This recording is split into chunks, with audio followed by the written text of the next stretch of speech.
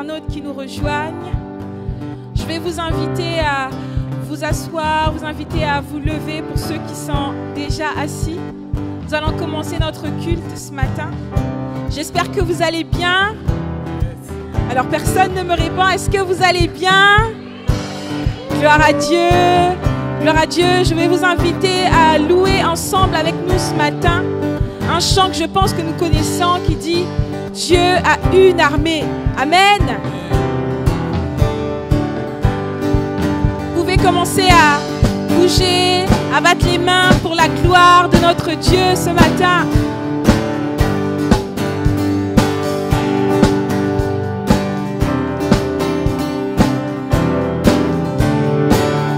Dieu a une armée qui se lève pour lui obéir.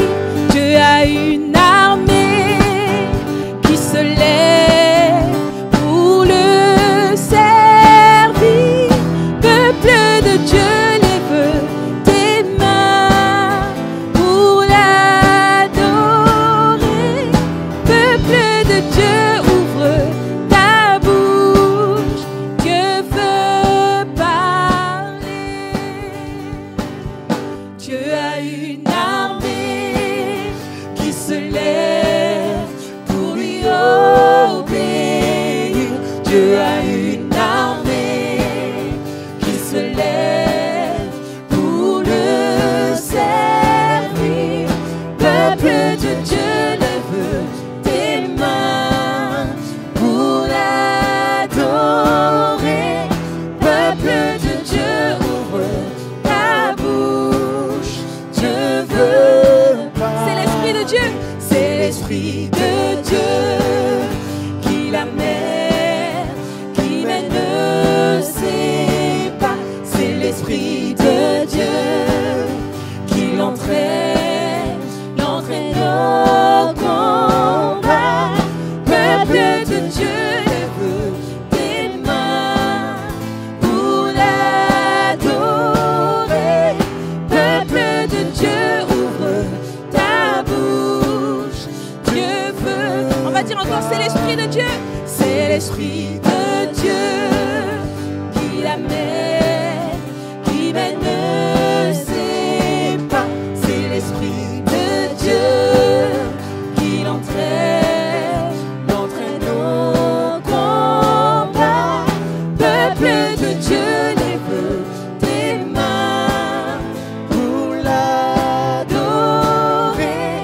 Peuple de Dieu, ouvre ta bouche, Dieu veut. À l'agneau de Dieu, à l'agneau de Dieu, soit la gloire dans les lieux très hauts. À l'agneau de Dieu, la victoire, vive notre héros. Peuple de Dieu, lève tes mains pour l'adorer. Peuple de Dieu, ouvre ta bouche, Dieu veut parler. Peuple de Dieu, lève tes mains pour l'adorer. Peuple de Dieu, ouvre ta bouche, Dieu veut. Une dernière fois, peuple de Dieu, lève tes mains pour l'adorer. Peuple de Dieu, ouvre ta bouche, Dieu veut parler. Est-ce que nous pouvons acclamer notre Seigneur? Est-ce que nous pouvons acclamer notre Dieu? Tu mérites la gloire, tu mérites l'honneur, Jésus. Alors Seigneur, ce matin encore, nous voulons proclamer ta sainteté. Nous voulons proclamer que tu es saint. Et si les anges disent que tu es saint, Seigneur, nous aussi ce matin, nous voulons dire que tu es saint. Nous voulons t'acclamer, te louer, te glorifier avec nos voix, avec nos cœurs, car tu es saint, Seigneur. Tu es saint, Seigneur. Tu es saint, Seigneur. Ton nom est au-dessus de tous les noms. Ne te prive pas ce soir, Église, à élever ta louange. Car tu es dans la présence de Dieu. Et la Bible nous dit que là où il y a l'Esprit de Dieu, il y a la liberté. Alors sens-toi libre dans la présence de ton Père. Sens-toi libre dans la présence de ton Père. Toutes les générations devant lui prosterner entonnent ensemble un cantique à l'agneau.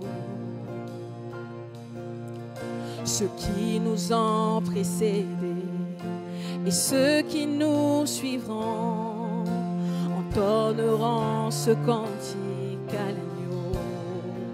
Chante, Église. Ton nom est le plus grand, ton nom est tout puissant, ton nom est au-dessus de tout.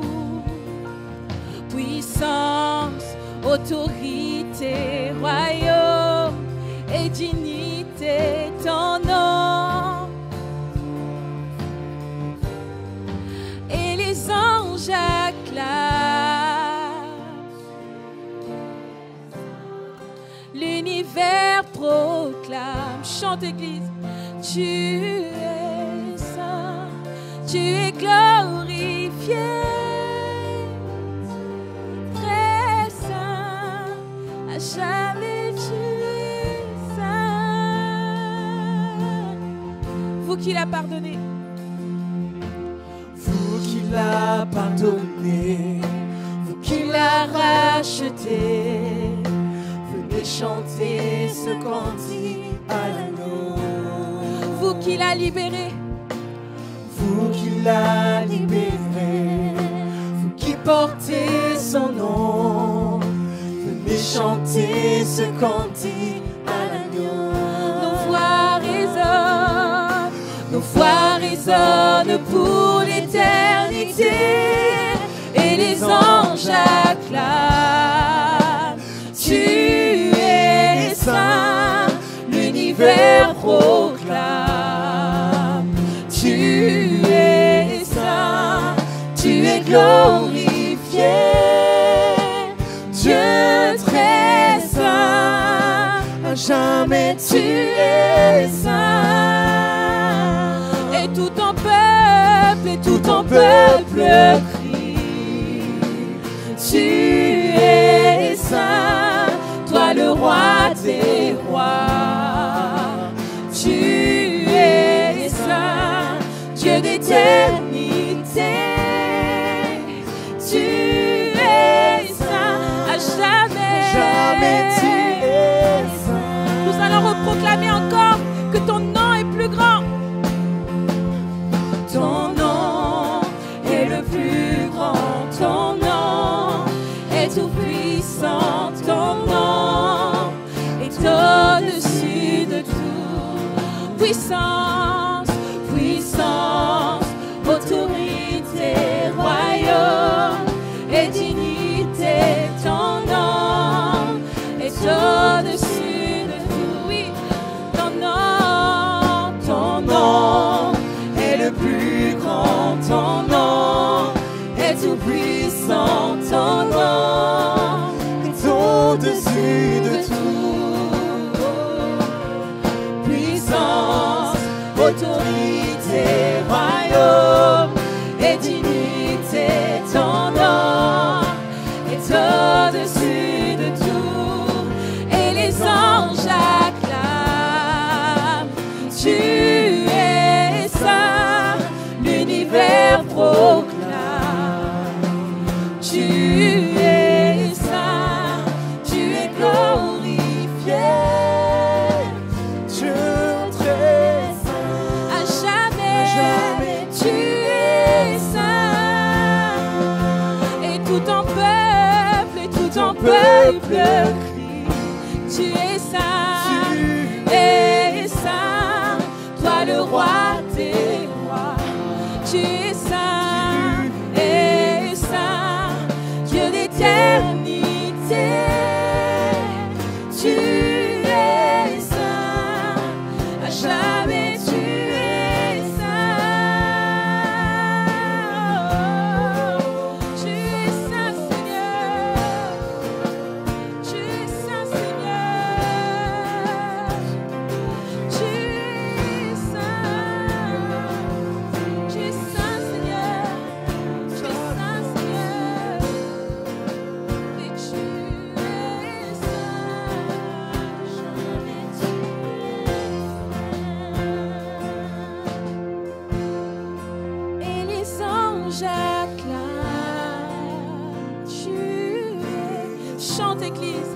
l'univers proclame. Oui, tu es glorifié à jamais. Et tout ton peuple, crie. Sens-toi libre dans la présence de Dieu et chante, Église. Tu es saint, Dieu d'éternité. Tu es saint à jamais. Et Dieu d'éternité, Dieu d'éternité. Tu es saint à jamais. Tu es saint. Encore une fois, oh Dieu d'éternité, Dieu d'éternité. Tu es saint. Jamais tu es saint. Jamais tu es saint, Seigneur. Tu es saint, Seigneur. Sens-toi libre dans la présence de ton Père. Élève ta louange, Église. Déverse ton cœur devant le trône de la grâce. Oh, déverse ton cœur devant son trône. Le poids que tu portes peut-être ce matin, il est temps pour toi de les déposer devant le trône de celui qui est à jamais saint. Celui qu'on appelle l'Éternel des armées, qui est 3 fois saint. 3 fois saint. 3 fois saint. Seigneur, nous voulons encore continuer à t'adorer ce matin. Nous voulons encore continuer, Seigneur, à nous prosterner devant ton trône. Nous voulons encore continuer ce matin, Seigneur, à élever nos louanges et nos actions de grâce. Ce matin, tu as la possibilité d'encore venir tous ensemble l'adorer. L'adorer par ta voix, par les battements de ton cœur, par tes mains que tu peux élever.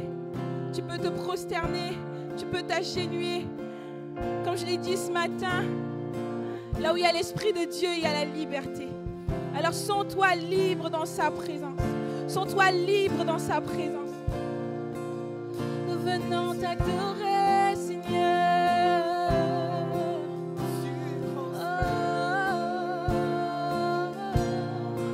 Venons l'adorer. Venons l'adorer. Jésus-Christ est Seigneur. Venons l'adorer. Venons l'adorer. Venons l'adorer. Jésus-Christ est Seigneur. Oh, venons l'adorer. Venons l'adorer. Venons l'adorer.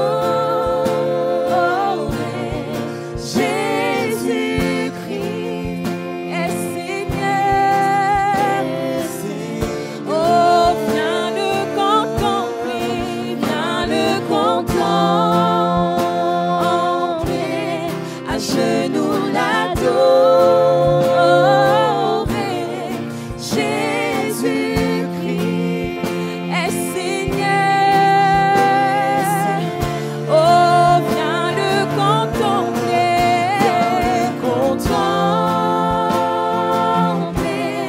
à genoux l'adorer.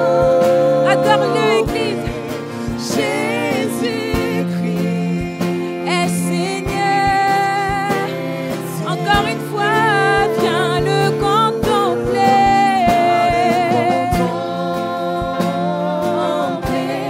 À genoux l'adorer. Jésus-Christ est Seigneur, est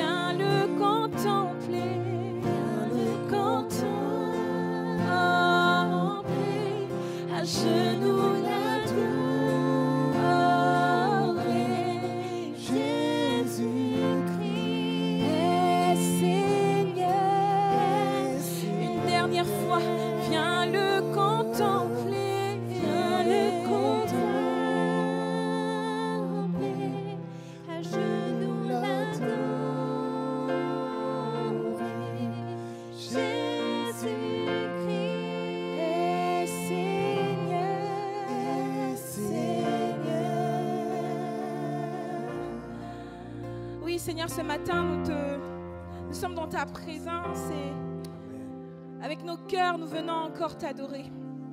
Nous ne voulons pas seulement nous arrêter là, Seigneur, mais nous voulons aussi nous rappeler de l'œuvre de la croix. L'œuvre que tu as accomplie à la croix. Tu es mort pour nous. Tu as porté nos faiblesses, nos fautes. Alors, Seigneur, par cette sainte scène, Seigneur, nous voulons encore nous rappeler de ton œuvre. Je vais inviter l'équipe de la Sainte Seine à s'avancer. Alors, Église, là où tu es, ne te laisse pas de l'adorer. Ne t'arrête pas de l'adorer. Continue à élever ta voix. Continue à élever ta voix dans sa présence.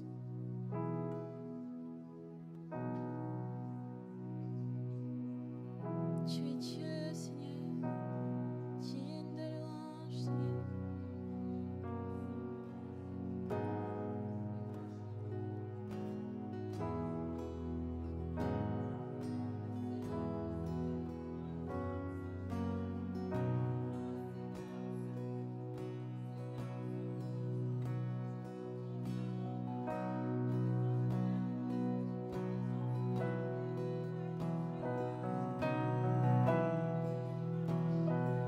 Ton Église te loue, Seigneur Jésus.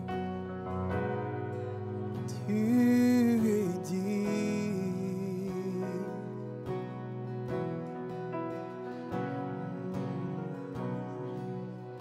Seigneur Jésus, merci pour ton sacrifice.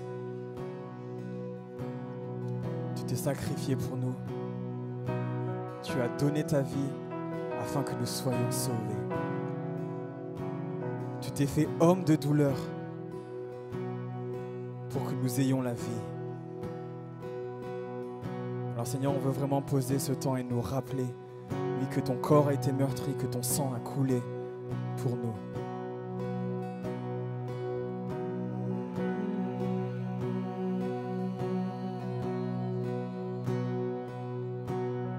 Homme de douleur, fils de Dieu, trahi par les siens,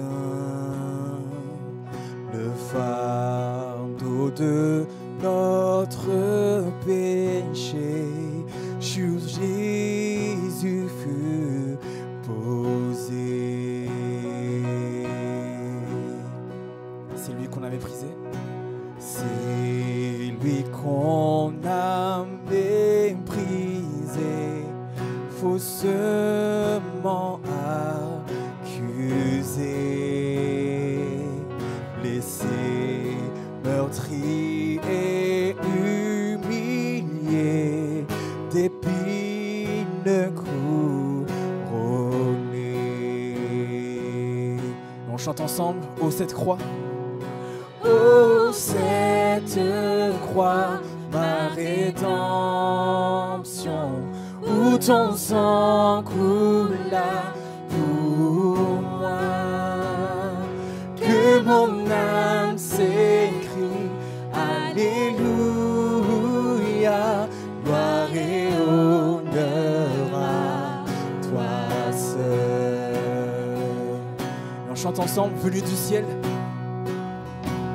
Venu du ciel sur la terre, pour nous réconcilier, pour acheter et pardonner ceux qui l'ont cru. Si ô cette croix, ô cette croix, ma rédemption, où ton sang coula pour moi, que mon âme s'écrie, Alléluia, gloire et honneur à toi. Oh oui, cette croix, Oh, cette croix, ma rédemption, où ton sang coula pour moi, que mon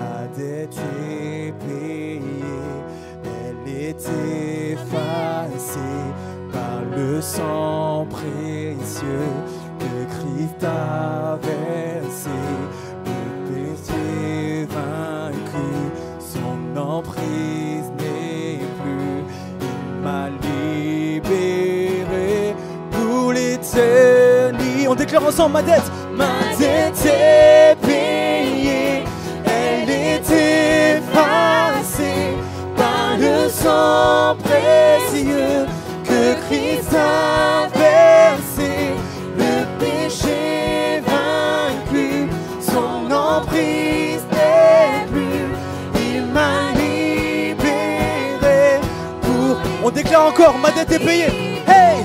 Ma dette est payée. Proclame Église. Elle est effacée par le sang précieux que Christ a versé, le péché vaincu, son emprise n'est plus, il m'a libéré pour l'éternité. Cette croix, oh cette croix, ma rédemption,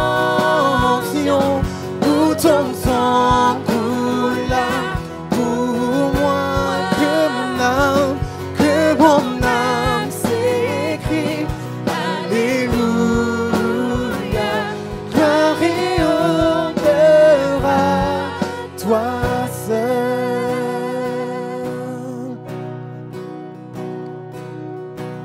La pierre a été roulée, au voile tombeau vide. Et on déclare ensemble: Alléluia. Alléluia, Dieu soit loué. Il est ressuscité.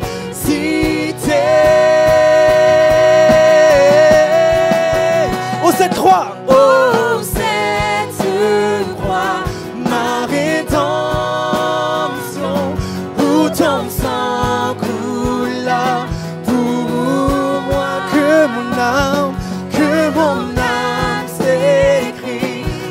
Alléluia, gloire et honneur à toi. Oh cette croix, oh cette croix, ma rédemption, où ton sang coula pour moi, que mon âme s'écrie. Alléluia, gloire et honneur à toi seul. Gloire et honneur, gloire et honneur à toi seul. Gloire et honneur à toi seul. Alléluia Seigneur. Alléluia Seigneur. Nous voulons t'acclamer encore. Est-ce que tu peux continuer à acclamer pour l'œuvre de Jésus, acclamer pour l'œuvre de la croix, acclamer pour ce qu'il a fait pour nous sur cette croix. Alléluia Seigneur. Alléluia Jésus. Alléluia Seigneur. Nous voulons encore continuer à proclamer. Et nous allons proclamer que Christ seul nous suffit. Amen. Alléluia Jésus. Christ seul me suffit. Christ seul me suffit.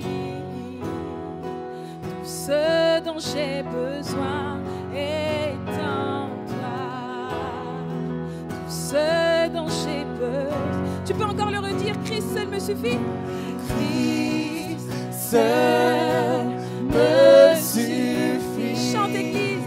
Christ seul me suffit. Ce dont j'ai besoin est en tout ce dont j'ai besoin. Une dernière fois, Christ seul me suffit. Christ seul tu nous suffis Seigneur, seul me suffit. ce dont j'ai besoin est en toi. Ce dont j'ai besoin. En mon cœur, j'ai choisi de suivre Jésus. Oui, pour toujours. Déclare-le, Église. Oui, pour toujours. En mon cœur, j'ai choisi de suivre Jésus. Oui, pour toujours. En mon cœur, j'ai choisi. En mon cœur, j'ai choisi de suivre Jésus. Oui, pour toujours. Oui, pour toujours. Oui, pour toujours. En mon cœur, j'ai choisi. De suivre Jésus. Oui, pour toujours. Oui, pour toujours. La croix devant moi. La croix devant moi. Le monde derrière moi. Oui, pour toujours. Oui, pour toujours. La croix devant moi. La croix devant moi. Le monde derrière moi. Oui, pour toujours. Oui, pour. En mon cœur, j'ai choisi. En mon cœur, j'ai choisi de suivre Jésus. Oui, pour toujours. Oui, pour toujours. En mon cœur, j'ai choisi de suivre Jésus. Oui, pour toujours. Oui, pour toujours. La croix devant moi. La croix devant moi. Le monde derrière moi. Oui, pour toujours. Oui, pour toujours. Oui, pour toujours. La croix devant moi. Le monde derrière moi. Oui, pour toujours. Oui, pour toujours.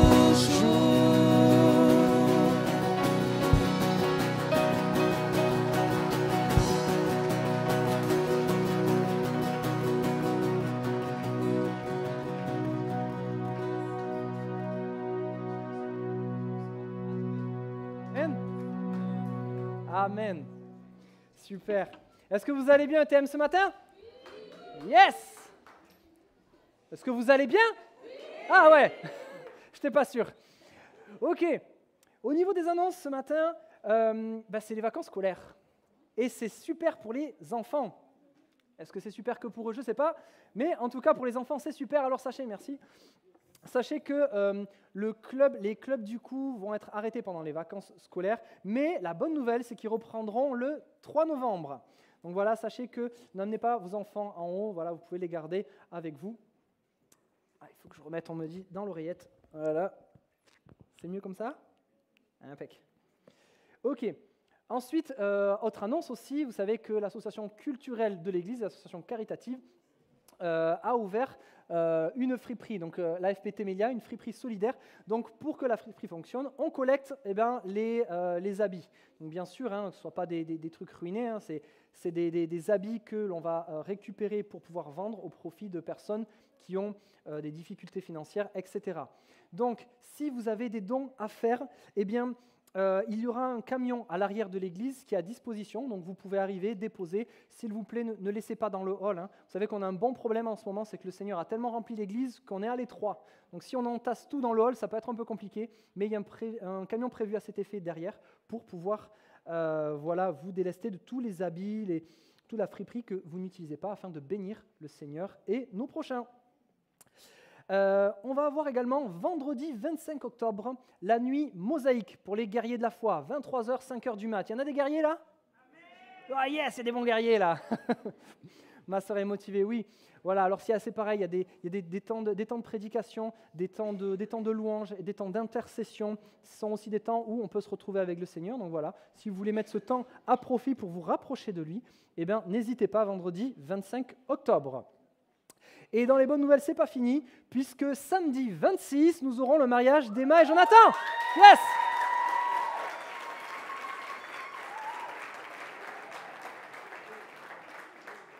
Voilà, les frères et sœurs de l'Assemblée, on voit qu'ils sont aimés dans la famille de Dieu. Amen. Alors, pour ceux qui le veulent et ceux qui le peuvent, il y aura donc une cérémonie à l'église à 14h. Voilà, donc ceux qui le veulent et qui le peuvent, vous pouvez venir pour la cérémonie, la partie qui se déroulera à l'église en tout cas. Donc voilà, ce sera ouvert. Pensez à prier pour eux, pour le mariage, pour tous les préparatifs, parce que là, la date va approcher. Vous savez que la pression va monter aussi. Donc on pense à tous ceux qui passent par là, afin que Dieu les bénisse. Nous allons également avoir un jeûne et prière au Térébinthe. Enfin, je dis nous, mais c'est plutôt au Térébinthe que ça va se passer. Donc ici, on relaie simplement l'information. Sachez que les inscriptions se font directement sur le site. Bien sûr, on vous encourage aussi à vous rapprocher entre vous pour, si vous voulez organiser le covoiturage, etc. Voilà, ça se fera directement sur le site. Donc pareil, un temps pour se retrouver, pour se retrouver dans la présence de Dieu. Et je rappelle nos rassemblements de prière tous les mardis à 19h. Ça va ? Est-ce que vous êtes prêts à entendre la parole de Dieu ? Amen. Alors je vous invite à prier avec moi afin que tout soit conduit par le Saint-Esprit. Père éternel, je te prie, mon Dieu, afin que nous puissions recevoir ta parole ce matin. Je te prie, Seigneur, et je me mets moi-même sous ton autorité, Seigneur, afin que ta parole parle, que tu parles au travers de nous, Père éternel. Et je mets nos cœurs à disposition, afin que nous puissions recevoir ce que toi tu veux nous dire, ce que toi tu veux nous enseigner, parce que nous sommes tous tes enfants. Et nous avons besoin d'entendre la parole qui vient de toi, parce que tu sais mieux que nous ce dont nous avons besoin. Prends toute la place ce matin, dans le nom de Jésus-Christ. Amen. Amen. Vous savez que le royaume de Dieu s'est approché de nous ? Vous savez ça ? Amen. Oui, il s'est approché de nous. Quand je dis nous, je parle des hommes avec un grand H, de l'humanité. Oui, et il s'est approché de l'humanité sous la forme de Jésus-Christ. Il y a les bons élèves au premier rang, c'est bon ça vient. Oui, le royaume de Dieu s'est approché de nous sous la forme de Jésus-Christ. Pourquoi Dieu a fait ça ? Pourquoi il a envoyé son Fils Jésus-Christ ? C'est afin qu'on soit réconcilié avec Dieu, notre Père. Afin que nous ayons cette espérance aussi que nous serons ressuscités et que alors nous ferons partie pour l'éternité, nous serons dans la présence de Dieu, sur une nouvelle terre, une terre où on ne souffrira plus de la maladie, où on ne souffrira plus d'angoisse, de toutes ces choses-là. Et ça, c'est rassurant pour les chrétiens, parce que tous les efforts que l'on fait sur cette terre, ils ne sont pas vains. C'est plutôt une bonne nouvelle, non ? Tant mieux, c'est ce que veut dire l'Évangile. Eh bien, Dieu, il nous conduit dans son royaume. Alors c'est vrai que je dis que Dieu nous conduit dans son royaume, mais on n'y est pas encore physiquement. D'accord ? On n'y est pas encore physiquement, mais par contre, en restant fidèle aux enseignements de Jésus, en restant fidèle à sa parole, en marchant selon la voie que la Bible nous dicte, alors c'est son royaume qui vient à nous. Et je veux attirer votre attention, c'est que l'accès à ce royaume-là, il se fait uniquement durant notre vie terrestre. C'est-à-dire que Dieu nous a fixé un temps, et c'est le temps de notre vie sur terre. Et il n'y a que durant ce temps-là que l'on peut accéder au royaume de Dieu. Ce serait fou de croire qu'on ira tous au paradis. Tu n'iras pas au paradis si tu as fait des bonnes œuvres. Tu iras au paradis si tu as donné ta vie à Christ. C'est ce que nous dit la parole. Ce n'est pas une fois que tu seras là-haut, que tu auras fait ta vie, que tu diras finalement, oula, il y a l'enfer d'un côté, il y a la présence de Dieu, je choisis. Non, c'est clair dans la parole. Dieu nous donne le temps de cette vie terrestre pour faire ce choix-là. La bonne nouvelle, c'est que la clé pour entrer, c'est Jésus-Christ. Alors autant c'est simple sur le principe, autant c'est simple de rentrer dans le royaume de Dieu, autant y progresser, tant qu'on est sur cette vie terrestre, parfois c'est un peu moins évident. Et je vais vous donner par exemple l'exemple du peuple hébreu, du peuple juif ou des Israélites, qui ont changé de nom en fonction de l'histoire, mais ce peuple-là, c'est un peuple qui a été choisi par Dieu. D'accord ? Il a été choisi par Dieu pas parce qu'il était le meilleur, pas parce qu'il était le pire, quoique la Bible parle un peu de ça, mais il s'est choisi un peuple afin que le monde entier puisse voir au travers de ce peuple que Dieu existait. Que le monde entier puisse voir au travers des miracles que Dieu faisait, en fait, que Dieu était vivant, en fait, que c'était le Dieu de la vérité, le seul Dieu unique. En fait, Dieu a utilisé ce peuple comme un témoin pour les nations. Et alors vous me direz, ouais, super, ils ont erré quand même 40 ans dans le désert. C'est vrai. Mais Dieu leur a fait une promesse. Il leur a fait une promesse, et Dieu tient toujours ses promesses. Il leur a dit, je vous amènerai dans un pays où coule le lait et le miel. Cette promesse, elle est toujours vraie pour nous. Alors, ce n'est pas Israël, d'accord ? Ce n'est pas ce pays qu'il avait promis à son peuple hébreu, mais c'est l'éternité dans la présence de Dieu. Notre pays où coule le lait et le miel. La promesse que Dieu nous a faite. Et ce peuple-là, oui, c'est vrai, il va être conduit 40 ans pendant le désert, mais pour arriver dans ce pays où coule le lait et le miel, eh bien, Dieu a pourvu à tout. Il a vaincu tous les ennemis qui se dressaient devant son peuple. Il a même empêché la plus grande puissance de l'époque, à savoir les Égyptiens, qui étaient armés, qui avaient la richesse, qui avaient tout ce qu'il fallait. Il les a empêchés de s'en prendre au peuple. Et ce peuple-là, qui à l'époque, je rappelle, était esclave, donc sans aucune ressource, sans aucun moyen, sans aucune formation, eh bien, la puissance égyptienne n'a rien pu faire face à des esclaves. Parce que Dieu est intervenu, Dieu les a gardés jusqu'à ce qu'ils rentrent dans le pays promis. Alors oui, Dieu les a conduits, mais ceux qui sont rentrés dans le pays promis, c'est que ceux qui ont cru. Parce que justement, il y a eu ces 40 ans dans le désert, et ceux qui n'ont pas cru sont morts dans le désert. Et dans la vie, c'est exactement ce qui se passe. En fait, Dieu se présente à nous, mais si je n'accepte pas Christ dans mon cœur, ben, durant toute ma vie terrestre, je vais tourner dans le désert et je vais finir par y mourir. Mais si j'accepte Christ dans ma vie, ouais, peut-être que je vais y avoir des périodes de désert, c'est vrai, mais à la fin, je vais rentrer dans le pays promis, dans le pays que Dieu a promis. Et la Bible nous parle de ça, et je vais vous rappeler que même une fois que je suis rentré dans le pays promis, même une fois que je suis rentré dans le royaume de Dieu par l'intermédiaire de Christ, en fait, l'aventure, elle fait que commencer. C'est encore que le début. Oui, parce que dans ce pays, on voit que ce sont les gens qui ont cru, les personnes qui ont cru, qui ont pu rentrer, alors ils ont eu la bénédiction de Dieu. Alors qu'ils étaient dans le pays où coulait le miel, alors ils ont eu l'abondance. Alors ils ont eu tout ce que Dieu leur donnait, tout ce que Dieu avait prévu, parce que Dieu a des ressources illimitées. Mais maintenant que ce peuple-là était sorti de l'esclavage, était sorti des situations difficiles que Dieu les avait gardées, maintenant, une fois qu'ils étaient dans ce pays-là, il était question de ne pas revenir en arrière. Il était question de ne pas revenir dans les mauvais penchants. Il était question de ne plus revenir dans l'esclavage non plus. Il était question de suivre les règles que Dieu leur avait données afin qu'ils restent dans ce pays-là. Si tu as un Dieu qui te sort d'un pays de l'esclavage, d'une situation misérable pour te donner des bénédictions, pour te donner une autorité que tu n'avais pas, avant ils étaient esclaves, maintenant ils avaient des autorités, voilà, ils avaient des responsabilités. Si c'est ce Dieu qui t'a donné tout ça, ben, la moindre des choses, c'est de continuer à marcher selon ces règles-là si tu veux les préserver. Les règles, elles sont simples, elles se résument en deux choses, c'est aime ton Dieu, aime ton prochain. Et on voit que le problème, c'est que ces gens-là, il fallait pas comme je disais, il ne fallait pas qu'ils reviennent, il ne fallait pas qu'ils reviennent en arrière pour pas revenir dans une situation d'esclavage. Le problème, c'est que malheureusement, de génération en génération, ben, ils se sont habitués à ça et ils se sont laissés dériver petit à petit. Ils se sont relâchés.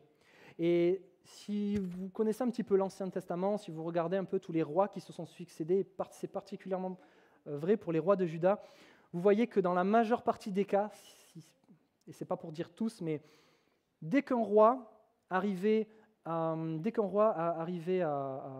avoir son règne, en fait, dès qu'il était appelé à régner, en fait, dès qu'il prenait sa fonction, il mettait tout en règle.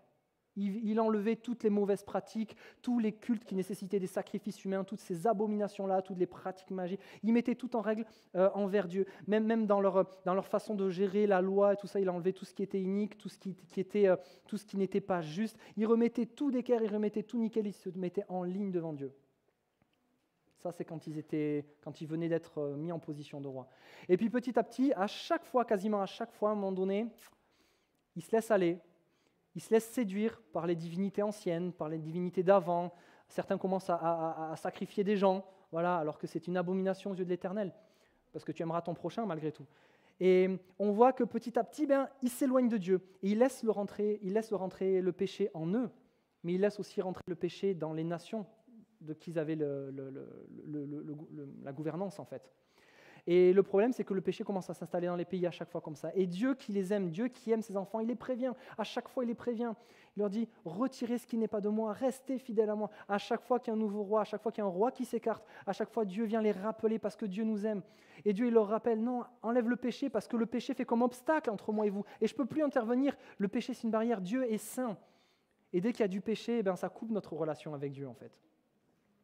Et le problème, c'est que malgré tout, ça se répète, les rois et la population persistent dans les mauvaises pratiques, persistent à s'éloigner de Dieu. Et ce qui arrive, alors ça a duré peut-être des décennies, des siècles, c'est vrai, mais finalement, ils finissent par se retrouver en déportation et être esclaves à Babylone.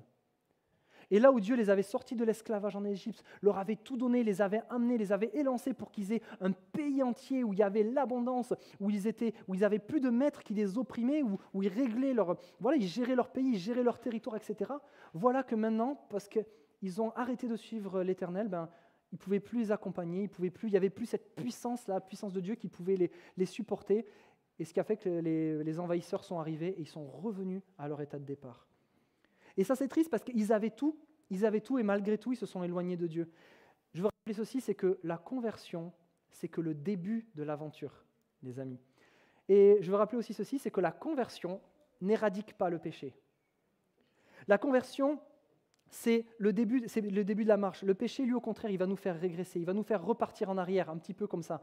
Et je rappelle que le péché, lui, il nous conduit à la mort, en fait. Il nous conduit à l'esclavage, il nous conduit à l'asservissement, il nous conduit à nous éloigner de Christ. Et la Bible met en opposition Jésus qui est venu nous apporter la vie, et la vie en abondance. Et c'est dommage parce que quand on voit ce peuple-là qui avait cet élan de Dieu, qui était lancé, et j'aimerais utiliser ce terme ce matin, qui était comme dans une sorte d'inertie spirituelle, avec Dieu qui les poussait, qui les amenait là, plus rien ne pouvait les arrêter, aucun peuple ne pouvait les arrêter, ils vouaient un culte à Dieu, tout marchait, ils étaient dans l'abondance, il y avait comme un certain élan, et tout ça, ça a disparu.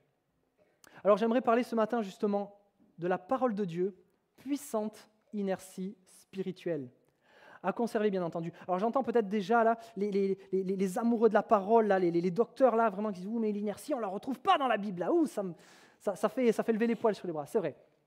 L'inertie, je ne pense pas qu'il apparaisse une seule fois dans la Bible. Seulement, je vais utiliser cette définition là pour décrire, pour démontrer un phénomène que l'on retrouve dans notre vie chrétienne, si vous le voulez bien. L'inertie, c'est quoi ? Le principe d'inertie, c'est la propriété que va avoir un objet à conserver un mouvement. Si par exemple je prends une balle, que je la lance comme ça, à partir du moment où j'ouvre la main, où je la libère, la balle ne va pas rester en l'air comme ça. Elle ne va pas non plus tomber. D'accord ? Qu'est-ce qui va se passer ? Comme je vais donner une impulsion, comme je vais donner un mouvement, la balle va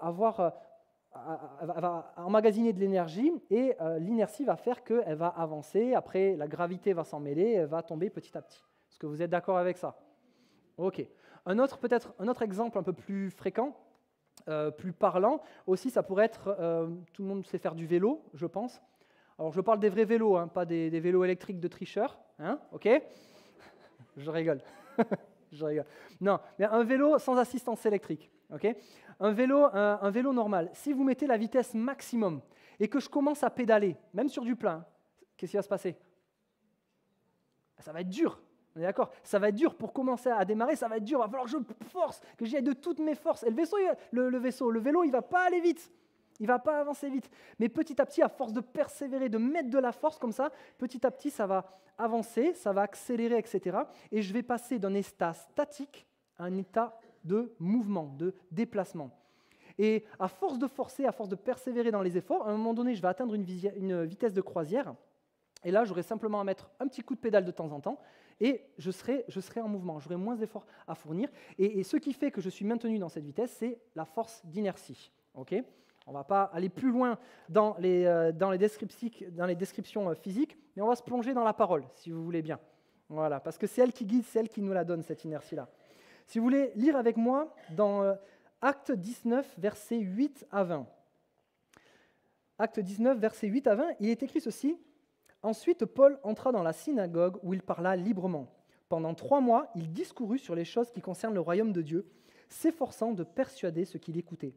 Mais, comme quelques-uns restaient endurcis et incrédules, décriant devant la multitude la voix du Seigneur, il se retira d'eux, sépara les disciples et enseigna chaque jour dans l'école d'un nommé Tyrannus. Cela dura 2 ans, de sorte que tous ceux qui habitaient l'Asie, juifs et grecs, entendirent la parole du Seigneur Jésus. Et Dieu faisait des miracles extraordinaires par les mains de Paul, au point qu'on appliquait sur les malades des linges ou des mouchoirs qui avaient touché son corps. Et les maladies les quittaient et les esprits malins sortaient. Quelques exorcistes juifs ambulants essayèrent d'invoquer sur ceux qui avaient des esprits malins le nom du Seigneur Jésus en disant « Je vous conjure par Jésus que Paul prêche ».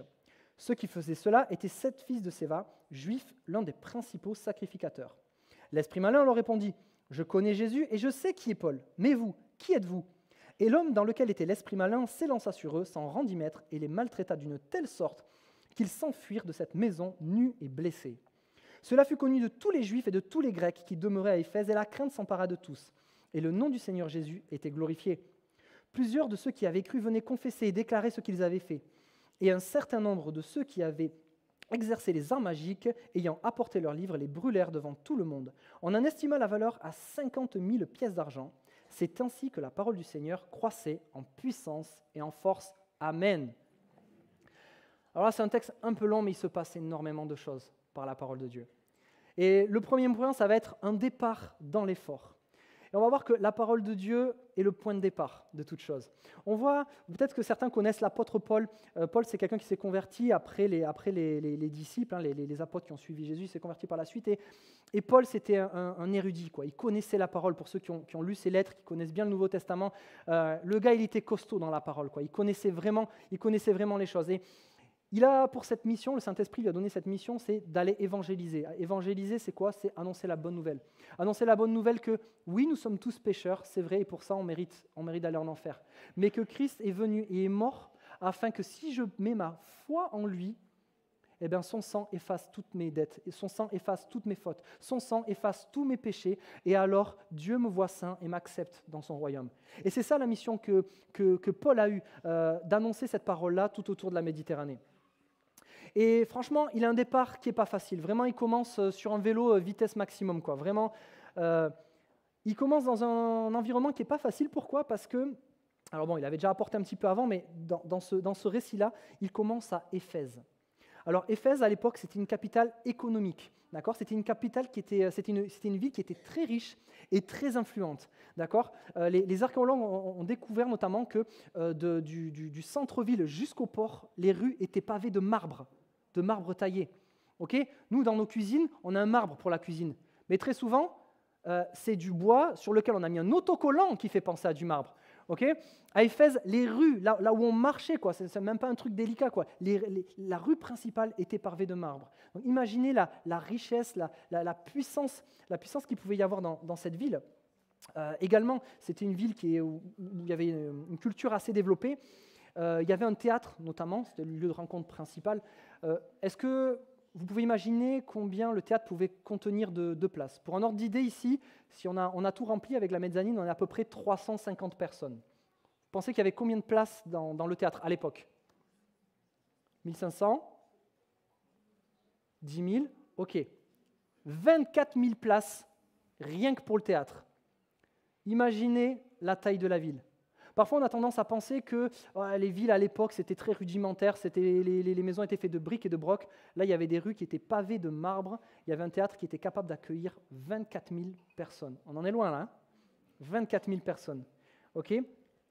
Et surtout, ce qu'il y avait de particulier dans cette ville-là, c'est que les gens adoraient la déesse Diane. La déesse Diane, pour ceux qui aiment la culture grecque ou le polythéisme grec, sa référence, en fait, c'est Artémis. D'accord? Déesse de la chasse, déesse de la fertilité. Et en fait, ça a été traduit à Éphèse par Diane. C'était la même déesse avec un autre nom et une façon d'adorer, de lui vouer un culte. Et on va dire les érudits, ceux qui avaient un peu la même mise, les prêtres du culte de Diane, ils faisaient croire au bas peuple que le temple qu'ils avaient créé était tombé du ciel directement. Donc du coup, les gens tombaient en adoration. Donc le culte était voué sur un mensonge déjà à la base. Et imaginez Paul qui arrive dans cette ville-là, une ville très influente, lui tout seul, là, juif érudit, avec un nouveau message que personne n'a entendu parler, avec une grosse pression, du culte de Diane. Pour ceux qui connaissent un peu plus loin, il y a eu des oppositions avec les sculpteurs de statues, mais imaginez, lui, il arrive tout seul dans cette ville bien peuplée et avec un message différent qui va à l'opposition de ce qui peut être prêché. Donc il commence vraiment sa course de départ sur un vélo, mais vitesse maximum, quoi. Mais Paul, c'est un guerrier, quoi. Il a de la persévérance, il a une foi qui est solide en Dieu. Et il va de l'avant pour Dieu. Et je vais reprendre les versets, et on va rentrer un peu plus en détail dans le texte. Le verset 8 et 9 nous dit ceci.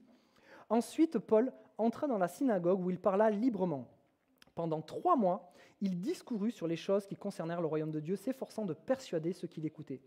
Mais comme quelques-uns restaient endurcis et incrédules, décriant devant la multitude la voix du Seigneur, je m'arrête là pour l'instant. Oui, c'est vrai, Paul avait cette volonté d'annoncer l'évangile, d'annoncer la vérité en fait. La ville d'Éphèse avait été sous un culte de mensonge en fait. Et lui vient apporter la vérité, il vient apporter le message qui est un message universel pour le salut de tous les hommes en fait. Et bien sûr, quand il l'annonce dans l'évangile, il y a des gens qui se lèvent et qui se moquent de lui devant tout le monde. comme pour discréditer son message, comme pour discréditer son discours. Et attends, moi je suis éphésien, moi je viens d'une grande ville où les rues sont pavées de marbre, toi tu viens de ta campagne là, personne ne te suit, personne ne te connaît. Mais je peux vous garantir que dans cette ville où un théâtre pouvait accueillir 24 000 personnes, donc la ville était très certainement plus grande, où il y avait une influence énorme, quand la parole de Dieu est prêchée, ça touche. Peu importe, ce n'est pas la quantité qui compte avec Dieu, c'est la pertinence de sa parole en fait. Et donc oui, bien sûr qu'il y en a qui ont essayé de le discréditer, et c'est ce qui arrive encore aujourd'hui. La parole de Dieu est discréditée aujourd'hui. Les chrétiens sont moqués, vous pouvez regarder dans les médias, etc. On passe ou pour des grogners ou pour des gros faibles en fait. C'est pas du tout ce qu'on est voué à être, c'est pas du tout ce que l'on est en Christ. Et le danger avec ça, c'est que petit à petit, on voit les sociétés qui font passer le mal pour le bien. Je pense que, et je ne vais rien citer, mais ça va faire écho dans vos têtes, si on dit que ouais, à l'époque, on avait des valeurs, aujourd'hui, on ne les a plus. Je crois que de génération en génération, j'ai toujours entendu. Ça, j'ai entendu de mes grands-parents, j'ai entendu de mes parents, et aujourd'hui, je peux encore le constater. Il y a des choses qui étaient bien à l'époque, qu'on appelle mal aujourd'hui, il y a des choses qui étaient mal et qu'aujourd'hui, on commence à glorifier.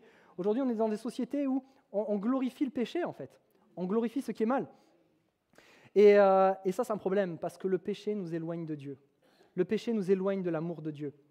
Et quand je fais du mal à mon prochain, je m'éloigne de Dieu. Parce que mon prochain, il a été créé, il est aimé de Dieu. Donc je fais du mal à la créature de Dieu. Je suis moi-même une créature de Dieu, mais si je fais du mal à mon prochain, je fais du mal à Dieu. Quand je m'écarte de celui qui me donne de la vie, quand je m'écarte de celui qui me donne la vie de Dieu, eh bien, je prends le chemin de la mort spirituelle, en fait. Et ça, c'est une réalité. La deuxième partie du verset 9 nous dit ceci, donc, puisque Paul est moqué, voici ce qu'il entreprend. Il se retira d'eux, sépara les disciples et enseigna chaque jour dans l'école d'un nommé Tyrannus. Vous savez, le Seigneur est bon. Hein. Quand tu vois que tu as de l'adversité, il crée des occasions afin que la parole de Dieu soit quand même prêchée. Et Paul, il ne se laisse pas abattre. Voilà, il est en train de pédaler, il est au commencement là, il est en train de forcer et déjà, il y en a qui essayent de lui mettre des bâtons dans les roues. Alors déjà que ce n'est pas facile de démarrer vitesse 6, surtout si tu es en pente, mais en plus, quand tu as des personnes qui mettent des bâtons dans les roues, ce n'est pas facile. Mais Dieu, là, il va mettre des choses en place. Il va créer un endroit pour eux, pour qu'ils puissent se retrouver. Et il va séparer les moqueurs de ceux qui veulent vraiment suivre le Seigneur. Et ça, c'est vrai aussi. À partir du moment où tu veux suivre le Seigneur, ben le Seigneur va faciliter les choses pour que tu puisses marcher dans ses voies. Tant que tu restes en opposition, voilà, Paul, il ne perd pas son temps. Voilà, il a une mission, il a quelque chose à faire. Tout ce qui va me ralentir, tout ce qui va m'empêcher d'arriver au but que Dieu m'a fixé, je l'écarte de ma vie. Je n'ai pas de temps à perdre avec ça.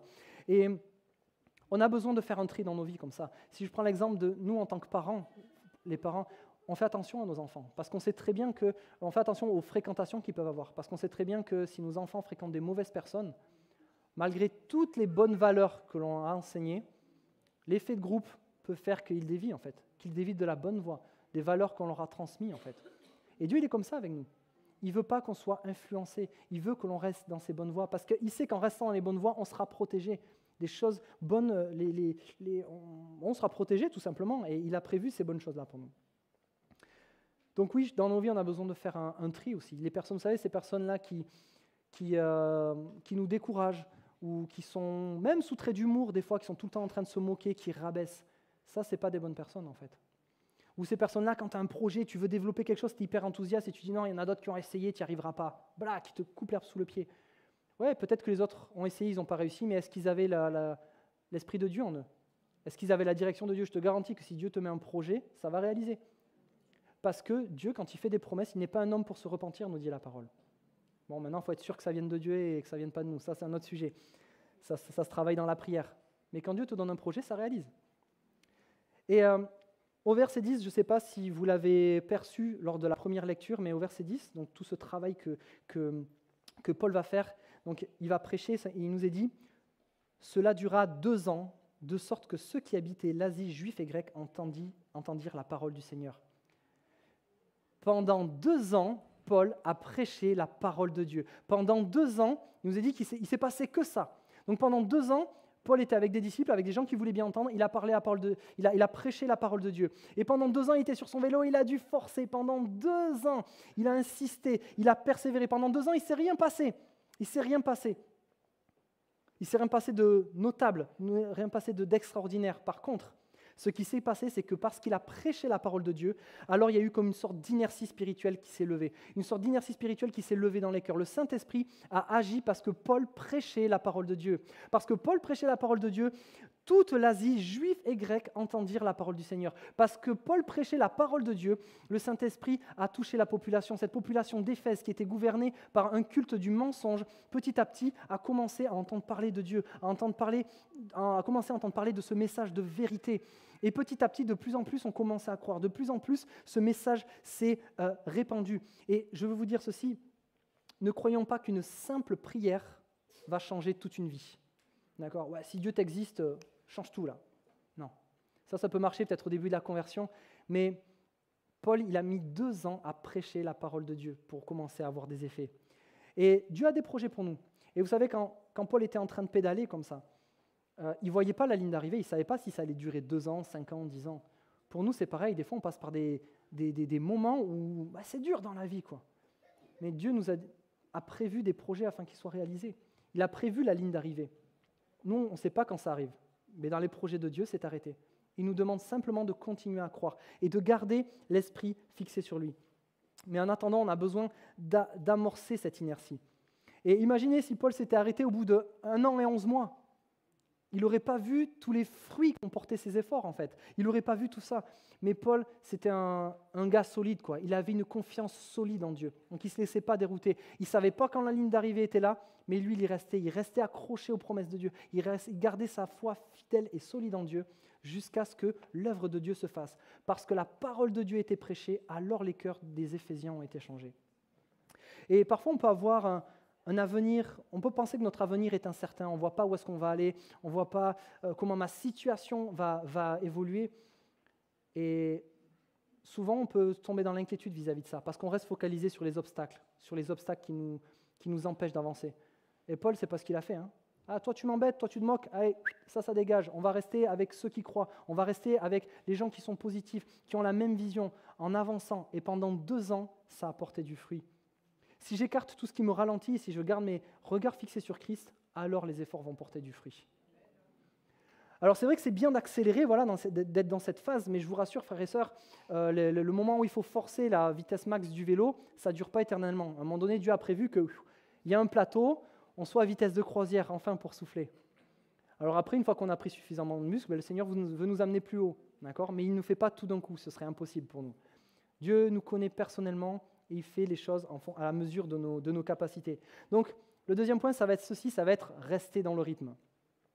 Et on voit que pendant 2 ans, comme je disais, donc Paul va susciter cette inertie spirituelle dans toute la ville. Voilà, les gens vont commencer à accepter le message, vont commencer à le réaliser, et on va voir comme l'œuvre de Dieu se manifester dans les cœurs, la foi de plus en plus de tous les habitants d'Asie, des Juifs et des Grecs vont entendre parler de Dieu, et donc la lumière va arriver dans ce lieu de ténèbres-là. Et versets 11 et 12, il nous est écrit ceci. « Et Dieu faisait des miracles extraordinaires par les mains de Paul, au point qu'on appliquait sur les malades des linges ou des mouchoirs qui avaient touché son corps, et les maladies les quittaient, et les esprits malins sortaient. Dans un lieu où la présence de Dieu était telle, parce que Paul avait prêché la parole de Dieu, la présence de Dieu était telle, il avait lancé ça en fait, l'Esprit l'avait utilisé pour que la présence de Dieu soit dans le cœur de tout le monde. La présence de Dieu était tellement telle, la puissance de l'Esprit, la puissance de Dieu était tellement présente que Paul n'avait même pas besoin de prier, imposer les mains, un simple mouchoir qui touchait sa peau, ça pouvait guérir des gens. Imaginez le niveau de puissance qu'il y a là-dedans. Qu'est-ce qui se passait en fait ? C'est parce que Paul, comme il prêchait la parole de Dieu, il avait suscité la foi dans le cœur des gens. Vous savez, les miracles de Dieu, ils ne sont pas dépendants de notre sainteté. C'est pas parce que tu es plus saint que notre que tu vas avoir plus de miracles. Non. Les miracles, ils se produisent. Ce qui amène les miracles, en fait, c'est la foi. Et parce que Paul avait prêché la parole de Dieu, la foi était dans le cœur de toutes ces personnes-là, des Grecs, des Juifs qui étaient dans toute l'Asie. Et parce qu'il y avait énormément de foi, parce que les gens avaient compris que Jésus-Christ délivrait, sauvait, alors ça se manifestait par des miracles. Et les gens qui avaient l'habitude de voir des démoniaques, toutes ces choses-là, ils voyaient la solution à leurs problèmes, en fait, au travers du Dieu que Paul prêche, manifesté en Jésus-Christ, la clé qui nous amène dans le royaume de Dieu.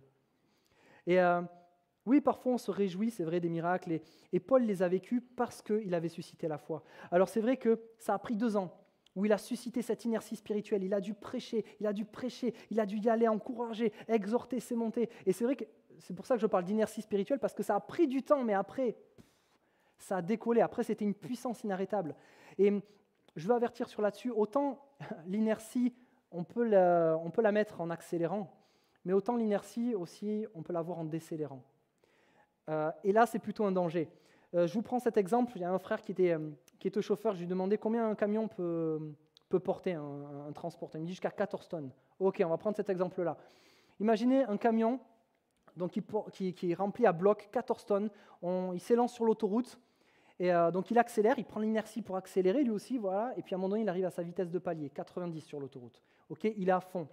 Et puis tout d'un coup, il a besoin de tourner à gauche. Est-ce qu'il peut braquer comme ça là d'un coup? Non. Sinon, il se renverse, parce qu'il a une certaine énergie, une certaine inertie. Donc, ce qu'il va faire, s'il veut tourner, il va tourner petit à petit. Petit à petit, il va s'écarter de la voie.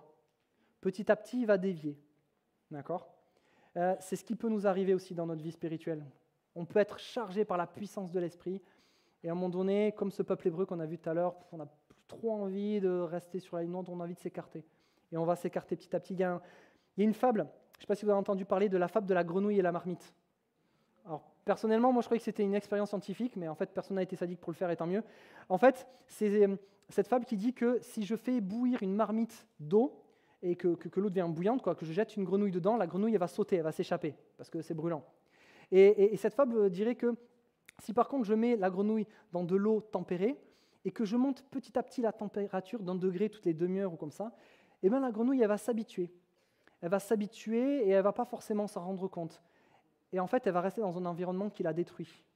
Mais sans s'en rendre compte, elle n'a pas envie de bouger, elle a la flemme, elle est bien là. Et la théorie voudrait que poussée à l'extrême, en fait, elle finirait par cuire. Elle finirait par mourir. Alors, ne reproduisez pas l'expérience à la maison, s'il vous plaît. Voilà, les grenouilles sont des créatures de Dieu. Voilà, on n'est pas appelé à rentrer dans le sadisme. Mais pour revenir dans le texte, en fait, la population locale était dans cette marmite-là depuis des années. Et depuis des années, elle s'était déviée comme ça. Elle est, à force de rester dans un environnement où on prêchait des mensonges, où on s'écartait de la voie de Dieu, et bien elle a dévié de sa trajectoire. Et sans s'en rendre compte, elle s'est perdue. Et c'est pour ça qu'il y avait des Juifs, donc les fils d'un principal sacrificateur. Le sacrificateur, c'était quelqu'un dans le culte des Juifs. Hein. C'était quelqu'un qui était, qui était proche de Dieu, qui gérait les affaires du temple, etc. Donc là, c'était les fils des gens qui devaient connaître Dieu normalement. Et il faisait partie de ce peuple qui s'était éloigné. Je vous disais tout à l'heure, il y avait des rois qui montaient, qui se rapprochaient, qui s'éloignaient de Dieu. Et on voit leur foi, en fait, quand ils sont face à quelqu'un qui est possédé, à un moment donné, ils veulent invoquer la puissance de Dieu. Et ce qu'ils font, voilà leur mot, c'est on t'ordonne de sortir au nom de Jésus que Paul prêche. Je dis, mais tu crois au nom de Jésus de Paul ou tu crois à ta religion? Et en fait, on voit que leur foi n'était pas totalement affermie. C'est-à-dire que, oui, on croit en Dieu, mais on n'a pas accepté le message principal de Dieu, que son Fils est venu pour nous sauver, pour nous délivrer. Et en fait, ces Juifs-là, ils avaient ce que j'appellerais une foi élastique. Voilà. Une foi un peu comme un élastique, comme ça, d'accord? On s'arrange un petit peu comme on veut. C'est-à-dire, j'ai ma foi, mais force est de constater que le Dieu que Paul prêche, il y a des miracles qui se font, donc il doit y avoir la puissance de Dieu. Moi, je ne l'ai pas accepté, donc c'est pour ça que je dis au nom de Dieu que Paul prêche. Moi, je ne l'ai pas accepté, mais je suis conscient quand même qu'il se passe des choses. Donc, dans le doute, je le mets. Et eux, ils avaient un peu cette foi élastique dans le sens où ils n'étaient pas vraiment fermes, quoi. Ils étaient prêts à un élastique, voilà, c'est soumis aux contraintes, quoi. Si je tire, je m'écarte. Si je relâche, je reviens. Voilà, c'est pas vraiment ferme dans ces affirmations. Et voilà les exorcistes juifs qui, avec cette foi élastique là, qui voulaient essayer d'avancer un petit peu. Bon, ça avance, mais ça va pas transpercer le mur non plus, quoi. Ça va pas aller hyper loin. Ok ? Gardez cette image à l'esprit. J'y reviendrai. La foi élastique, qu'est-ce que ça peut être? Ça peut être ce genre de personnes qui disent « Vous savez, moi je suis croyant non pratiquant. » Ça en fait rire certains parce qu'ils savent. Croyant non pratiquant, ça n'existe pas. C'est impossible. Si tu es vraiment croyant, si tu as vraiment expérimenté la vie avec Jésus-Christ, si tu l'as vraiment accepté dans ton cœur, tu vas pratiquer. Pas parce qu'on va te l'imposer, parce que ça va s'imposer de toi-même, parce que tu vas avoir besoin de venir à l'église pour entendre la parole, pour partager avec les frères. Tu vas ressentir le besoin de lire la parole pour en apprendre plus. Tu vas avoir besoin de prier pour avoir cette relation avec Dieu, pour qu'il te parle, pour qu'il te révèle les choses. Combien ici, nouveaux convertis, quand votre vie a changé, vous aviez soif de la parole, vous aviez envie de vous pencher, d'en découvrir plus quand la conscience change, quand le Seigneur nous transforme comme ça. C'est impossible d'être croyant non pratiquant, c'est impossible. Et en fait, ces Juifs-là, ils auraient dû connaître, puisqu'ils faisaient partie de ce peuple élu à la base. Ils auraient dû connaître, mais ils n'ont pas accepté Jésus-Christ. Et je veux te dire une chose, c'est que si tu n'acceptes pas Jésus-Christ dans ta vie, ça ne va pas marcher. D'ailleurs, c'est ce que le démon va répondre dans le possédé. Le démon il va leur dire, oui, je connais Paul, je connais Jésus, mais toi, t'es qui, toi? Vous savez, il y a une différence. La Bible nous dit que si j'accepte Christ, je suis connu de Dieu. Je fais partie de la même équipe. Et c'est pour ça que les exorcistes juifs, ils sont partis, poum, allez hop, nus et blessés. Parce qu'ils n'avaient pas la puissance de Dieu en eux, en fait. Quand tu acceptes Christ dans ta vie, il vient vraiment habiter en toi, il vient te transformer. Et ils auraient dû connaître ça. Et ce qu'on observe souvent, les gens qui décrochent dans la foi chrétienne, le décrochage ne se fait pas instantanément, très souvent. La conversion, oui, parce que c'est une telle révolution dans la vie que les gens prennent un braquage dans leur vie à 180 degrés. D'ailleurs, c'est ce que signifie le mot conversion, c'est faire un demi-tour. Par contre, les décrochages, ils se font beaucoup plus lentement, un peu comme l'image du camion qui va tourner un petit peu, comme ça. Et très souvent, les symptômes de cette déviance-là, c'est quoi? C'est ouais, j'ai pas le temps de prier, je suis crevé, j'ai un emploi du temps de fou. Je suis trop crevé, vraiment, j'en peux plus. Allez, je zappe la réunion ce soir. Et puis je la zapperai demain, et puis après-demain. Et petit à petit, je m'éloigne, et puis je me trouve des excuses. Il y a aussi un symptôme, c'est j'ai dit un petit gros mot aujourd'hui, mais c'est pas grave, ça va, tous les collègues en disent, il faut que je m'insère dans la société pour, voilà. J'ai menti un peu, mais j'ai fait ceci, mais... Attention à ces mais-là, les amis. Ces mais-là, c'est le compromis qui rentre dans nos vies. Ces mais-là, quand je suis sur mon vélo, quand j'essaye d'avancer avec le Seigneur, là, c'est les petits nids de poules, là. C'est les petites branches qu'on se prend dans le visage qui nous empêchent d'avancer.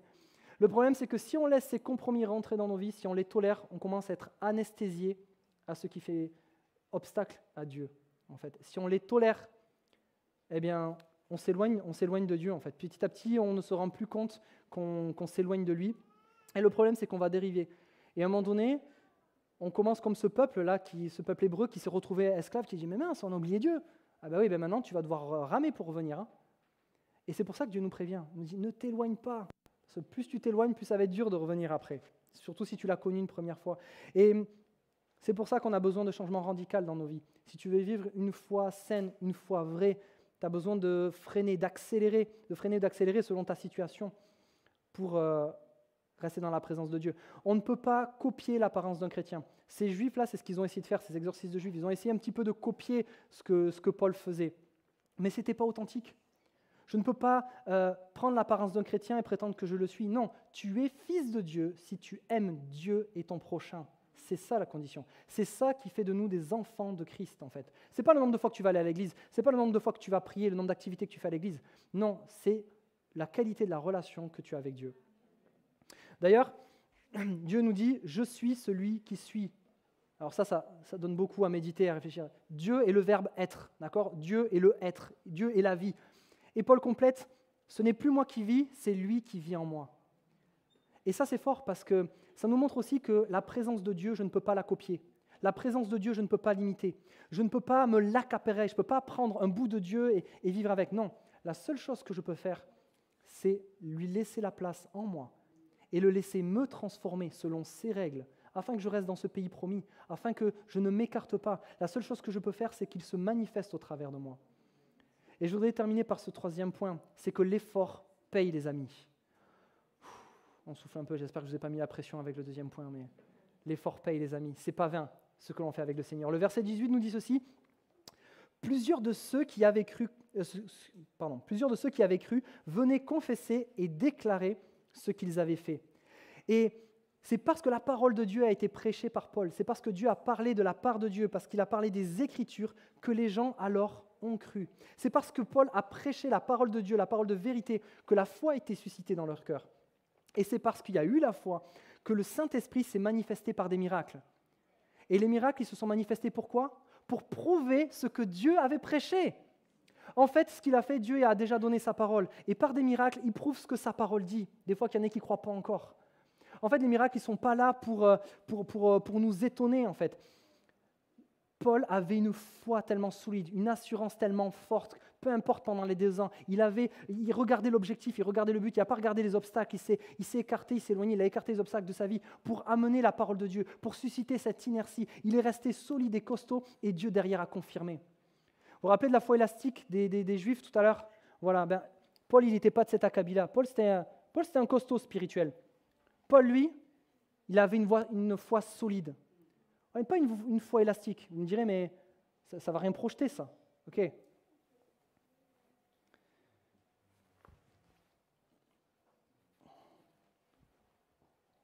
Paul, il était costaud. À l'inverse de ces pharisiens là qui changeaient d'avis, qui n'étaient pas clairs. Hop, on va essayer de blesser personne. Il n'y a pas de Goliath dans la salle, hein? C'est bon? Paul, il a commencé pendant 2 ans. Alors, au début, c'était dur. Il a eu de l'opposition. On a essayé de le bloquer. Non, tu racontes n'importe quoi. Mais c'est pas grave. Il s'est écarté. Il a continué. Il a prêché la parole de Dieu. Et le Saint-Esprit l'a accompagné. Et pendant 2 ans, il y a eu de plus en plus de fidèles. Et pendant 2 ans, il y a eu des miracles. Et pendant 2 ans, il s'est passé des choses.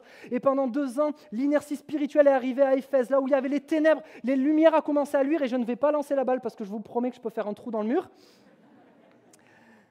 Et je ne voudrais blesser personne. J'ai essayé à la maison, voilà, je ne voudrais pas qu'il y ait de dégâts. Mais parce que Paul a persévéré, je vous garantis que la balle elle part beaucoup plus loin que le projectile projeté par l'élastique. Pourtant, Paul avait une foi solide en Dieu. Il n'était pas malléable. La parole de Dieu, elle est comme ça, elle est claire, elle est nette, il n'a pas dérivé. Et vous voyez, tout son ministère, parfois il pouvait paraître dur, Paul. C'est vrai, quand on le voit, quand il reprend, il pouvait paraître dur. Mais il était dur parce qu'il restait fidèle à la parole de Dieu. Et on voit que parce qu'il a prêché la parole de Dieu, regardez tous les miracles qu'il y a eu derrière. Regardez à quel point les puissances des ténèbres se sont inclinées devant la foi qui avait été suscitée dans ces villes-là. Même les démons, ils disent, oui, on reconnaît Paul, ils en ont peur. Mais ces Juifs qui n'avaient pas accepté Jésus, qui n'avaient pas la puissance de Christ en eux, ils se sont fait bouter en fait. Les démons ne peuvent pas s'en prendre à Dieu. Dieu, c'est le patron en fait, il est au-dessus de tout ça. Les miracles, en fait, sont un moyen que Dieu utilise pour se présenter à nous. Ils sont un moyen aussi pour montrer que Dieu est tout-puissant, qu'il surpasse les puissances des ténèbres, qu'il supplante les forces occultes, en fait, toutes ces choses-là. Vous savez, la rencontre personnelle que l'on fait avec Christ, ce n'est pas une question de miracle. On ne vient pas à Christ parce qu'on a vu des miracles. On vient à Christ parce qu'on a pris conscience que nous sommes pécheurs et que ce péché-là nous amène à la perdition. Mais que l'on a besoin de Christ, parce que sans ça, on reste éloigné de Dieu. Les péchés nous éloignent de Dieu. Mais j'ai besoin de reconnaître que Jésus-Christ est mort à la croix pour que mes péchés soient effacés. Et en cela, je veux marcher avec Dieu. Je veux marcher dans ses voies. Et ça, c'est ce que Paul a prêché. Il a prêché la parole de Dieu. Christ mort et ressuscité pour les péchés de chacun. C'est ce qu'il a prêché à Éphèse. C'est ce qu'il a parlé simplement la parole de Dieu. La parole de Dieu est puissante, les amis. Ça peut être que des mots comme ça, mais le sens des mots, l'effet qu'ils ont sur nos vies, en fait, est très puissant. Et cet effet-là, a eu un effet sur les Éphésiens. Et voici ce qui s'est passé. Ils viennent confesser et demander pardon à Dieu. Ils vont aussi maintenant déclarer devant témoins que leur vie a changé. En fait, les miracles, c'est une chose extraordinaire et on aime ça, on aime le spirituel, on aime l'extraordinaire, c'est vrai. Mais le vrai miracle, en fait, c'est la conversion de cœur. Parce que les miracles, c'est bien, ils sont là pendant un jour, ils sont instantanés.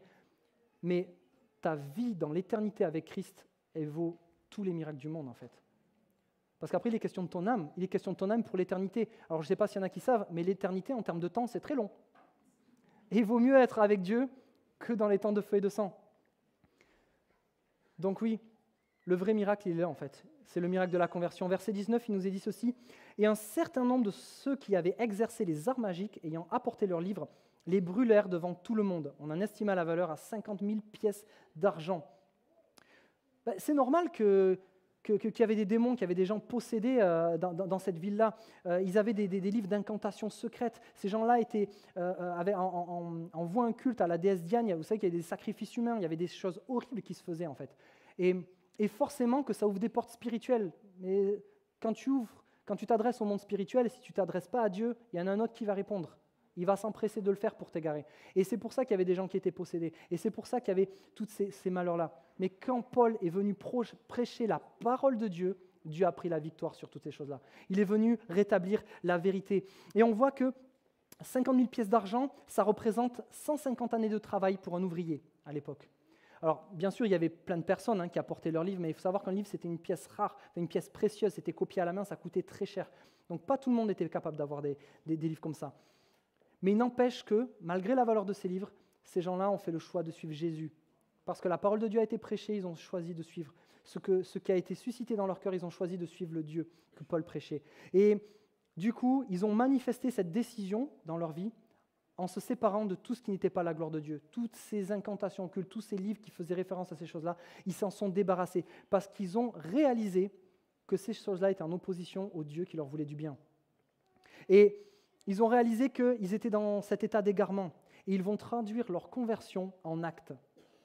J'ai invité la louange à s'approcher et commencer à jouer. Merci les frères et sœurs. Vous savez, je pense qu'on a été plusieurs à faire ça aussi. Dès lors qu'on a été convertis, notre vie a changé radicalement. Et il y a des choses qu'on ne peut pas se garder. Moi, je me rappelle, j'écoutais du métal, du death metal, du hardcore death metal, tout ce que vous voulez. De toute façon, dans l'IT, il y a toujours la mort, des trucs comme ça. Et les paroles de ces chansons-là, c'était vraiment centré contre Christ, en fait. Pas sur Christ, mais contre Christ.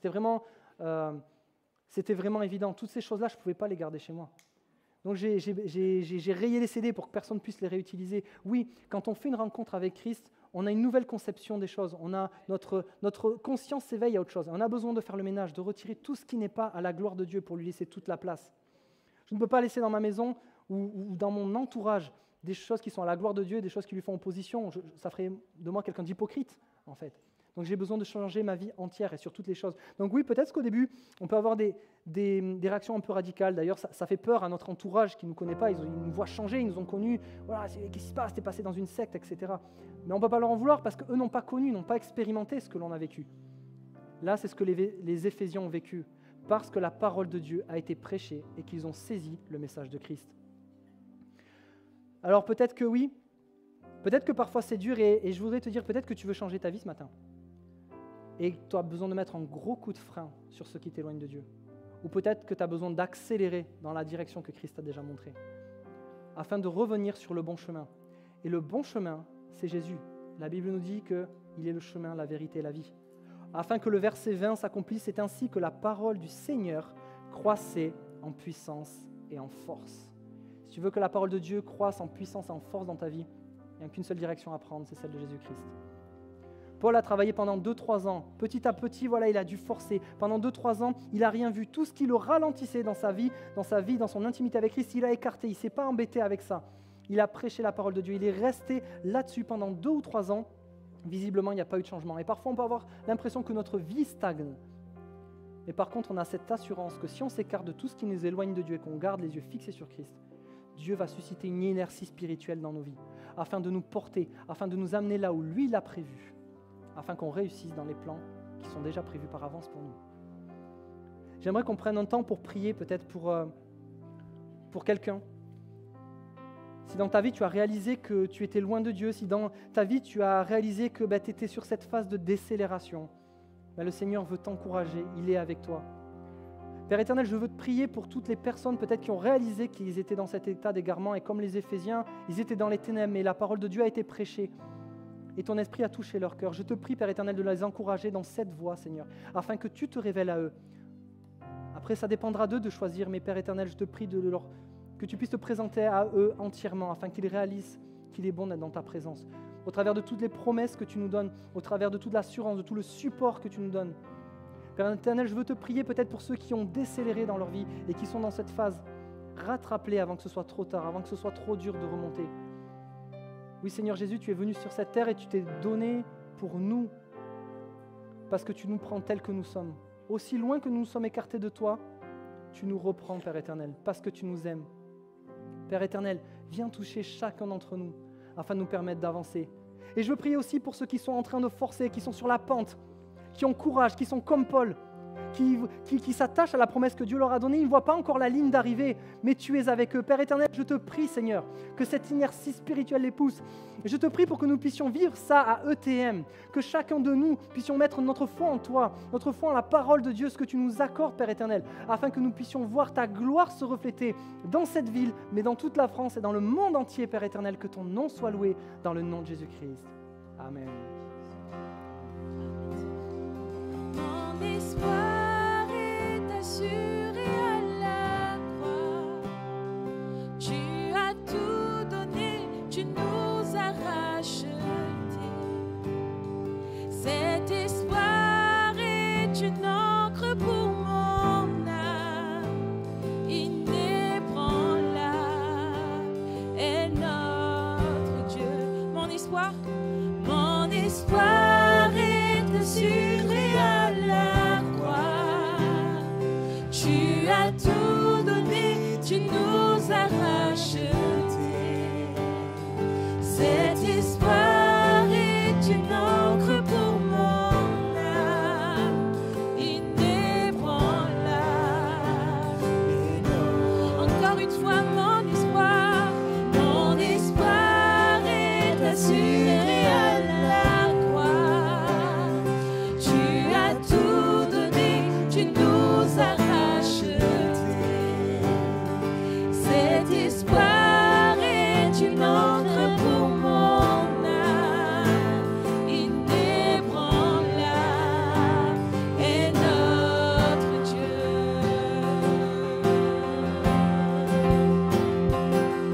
Ton nom est plus haut, ton nom est plus grand. Mon espoir est en toi. Ta parole est certaine, tes promesses sont parfaites. Mon espoir est en toi. Ton nom est plus haut, ton nom est plus grand. Mon espoir est en toi. Ta parole est certaine, tes promesses sont parfaites.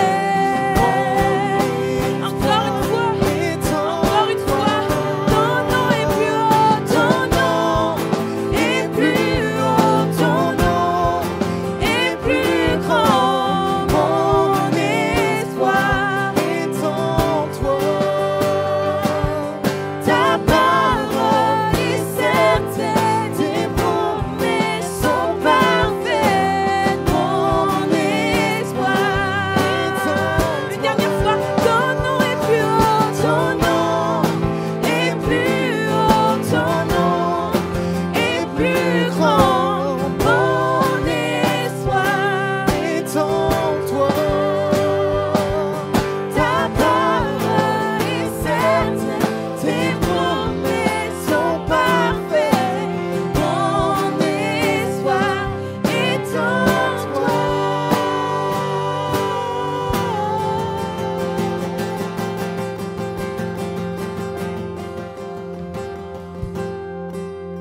Amen.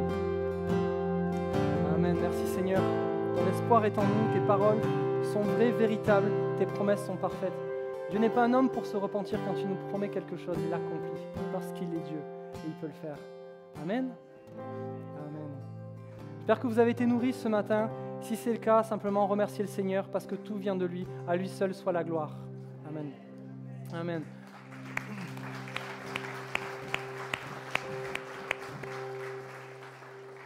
Comme à notre habitude, on veut souhaiter la bienvenue en tout cas aux nouveaux. Peut-être qu'il y a des nouveaux qui nous visitent pour aujourd'hui. Si c'est le cas, on vous invite à lever la main afin que le service d'accueil puisse vous remettre un fascicule pour vous présenter l'église, pour vous présenter l'activité. Soyez bienvenus, ma sœur, devant.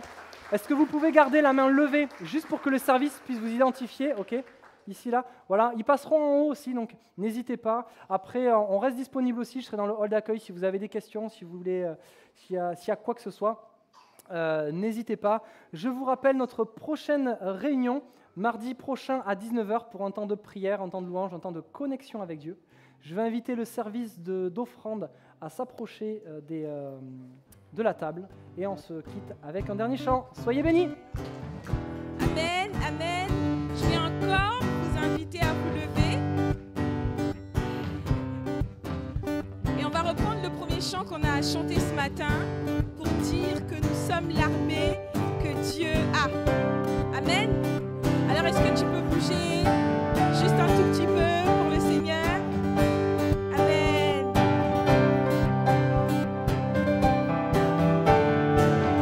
Dieu a une armée qui se lève pour lui obéir.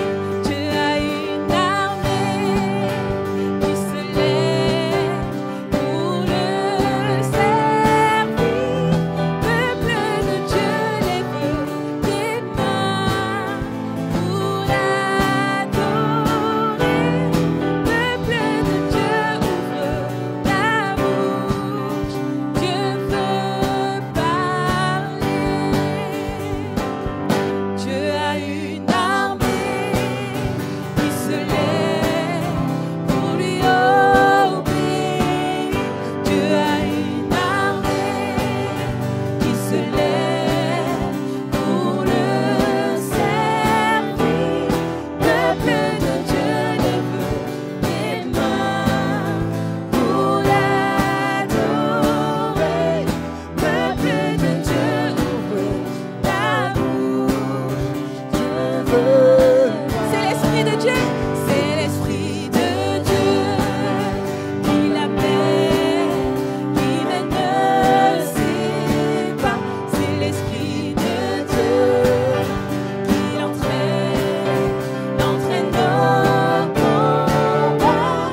Peuple de Dieu, lève tes mains pour l'adorer. Peuple de Dieu, ouvre ta bouche. C'est l'Esprit de Dieu, c'est l'Esprit de Dieu qui l'appelle, qui ne sait pas. C'est l'Esprit de Dieu qui l'entraîne nos combats. Peuple de Dieu, lève les mains pour l'adorer. Peuple de Dieu, ouvre ta bouche. Dieu veut à l'agneau de Dieu, à l'agneau de Dieu, soit la gloire dans les lieux très hauts. À l'agneau de Dieu, la victoire, vive notre héros. Peuple de Dieu, lève tes mains pour l'adorer. Peuple de Dieu, ouvre ta bouche. Dieu veut parler. À l'agneau de Dieu, à l'agneau de Dieu, soit la gloire dans les lieux très hauts. À l'agneau de Dieu, la victoire, vive notre héros. Peuple de Dieu, lève tes mains pour l'adorer. Peuple de Dieu, ouvre ta bouche. Dieu veut parler. Peuple de Dieu, lève tes mains pour l'adorer. Peuple de Dieu, ouvre ta bouche. Dieu veut parler. Peuple de Dieu, lève tes mains pour l'adorer. Peuple de Dieu, ouvre ta bouche. Dieu veut parler. Est-ce que nous pouvons acclamer Jésus?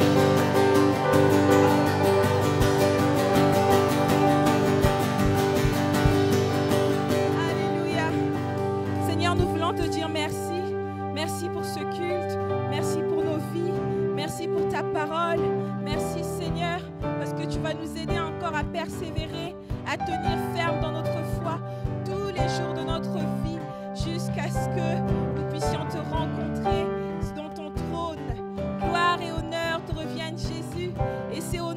Jésus que nous avons prié. Amen. Amen. Bon dimanche à tous.